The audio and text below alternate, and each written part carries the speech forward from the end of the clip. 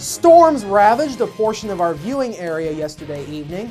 More from the storms that hit Washington and Daviess County. Plus, Jasper Mayor Terry Seitz joins me for this evening's edition of Monday with the Mayor, and Spencer County Chamber Director Debbie Barrett is our guest this evening on Inform. All of that and much more is up next here on the 18 WJTS News.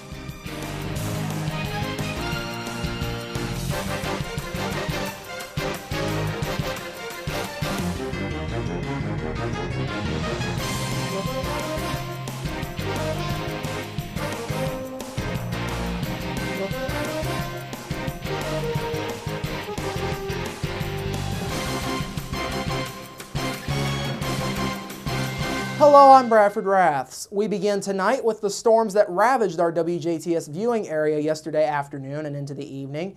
Daviess County was the hardest hit county in our area. A tornado ravaged the west side of Washington yesterday afternoon at about 3:30 p.m. Throughout the day today, people from all over the town were assisting in cleaning up the debris from the storms. Some of them were also volunteering with the American Red Cross to help out those in need. Daviess County Disaster Chairman and volunteer DJ Bechtel says the biggest goal is to help those in need with finding shelter and food. He also says people have been very cooperative so far.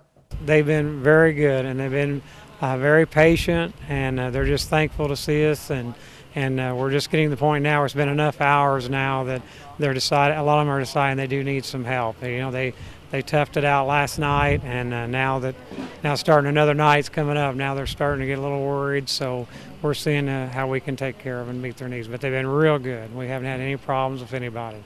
A curfew was put in place for the city of Washington from dusk until dawn of last night into this morning as a result of yesterday's storms. Due to that curfew, no citizens were able to be walking through the city limits or driving along city streets unless there was an emergency. While some residents were helping out with cleanup, others continued to survey the damage.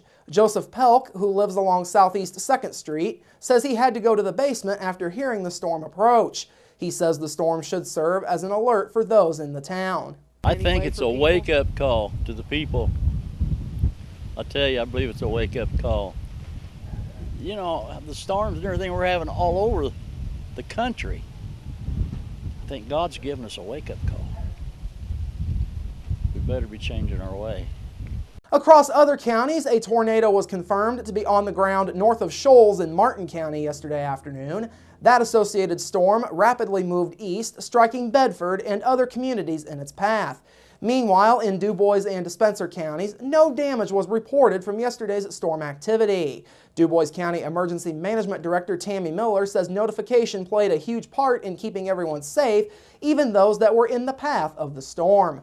Du Bois County, along with all the surrounding counties, got lots of notification in reference to how severe the storms that could have come through yesterday were. And I think you can just see by the way things hit. Du Bois County, of course, got very lucky, but for those that were in Daviess County, they had no injuries, and I do believe that would be because everybody was so well prepared and had a big heads up on the incident coming. Now, statewide, Indiana Governor Mike Pence says 12 counties reported damage from these storms. In total, there were 76 tornado reports filed across Illinois, Indiana, Missouri, and Kentucky. Of those reports, 21 of them were filed in Indiana. Indiana Homeland Security spokesman John Erickson says the state is just beginning to assess whether the damage from yesterday's storms is severe enough for officials to request federal disaster assistance. The National Weather Service will be sending survey teams out to areas of the state hit hard by the storms. Meteorologist Jason Puma says they need to look at the damage to determine how many tornadoes actually touched down, how long they were on the ground, and the strength of the wind. In other news this evening, a Pike County man landed behind bars after attempting to start a fight at a Jasper bar early yesterday morning. Jasper police were called to JR's bar along South Clay Street just before 3:30 a.m. yesterday after receiving a report of an unruly man causing a disturbance and attempting to start a fight with several people as well as the owner of the bar. The bar's owner sustained minor cuts to his face and head while he attempted to remove the man, identified as 21-year-old Eric Dedrick of Petersburg, from the bar. When officers arrived, Dedrick was taken into custody and he was lodged in the DuBois County Security Center. Dedrick is charged with a Class B misdemeanor for disorderly conduct and a Class A misdemeanor for battery with bodily injury.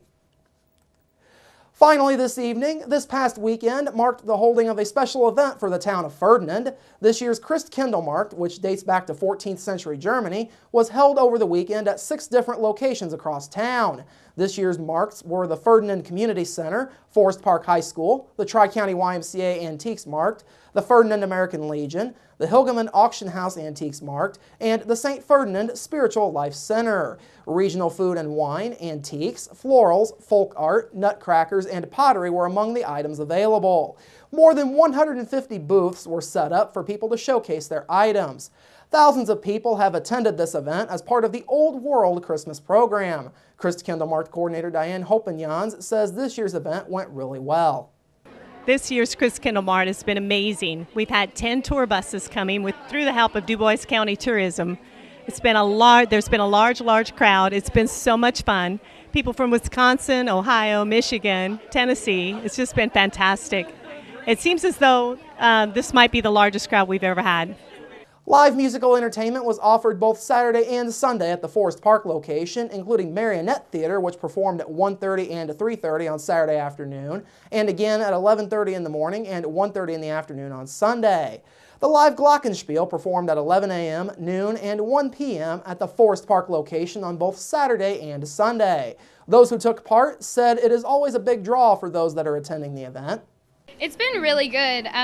A lot of people, they love it. They come back every year to see it again and again. There's actually been a really great turnout this year. I've seen a lot of people, a lot of new faces, and it's really great.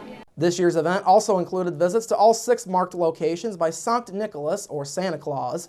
The Monastery of Immaculate Conception was open at 1, 2, and 3 p.m. on both Saturday and Sunday for tours. Coming up after the break, Jasper Mayor Terry Seitz joins me for this week's edition of Monday with the Mayor, plus your local forecast, sports with Kurt Gooksell, and Inform featuring Spencer County Chamber Director Debbie Barrett. That's all up next here on the 18 WJTS News. Local people watching local people.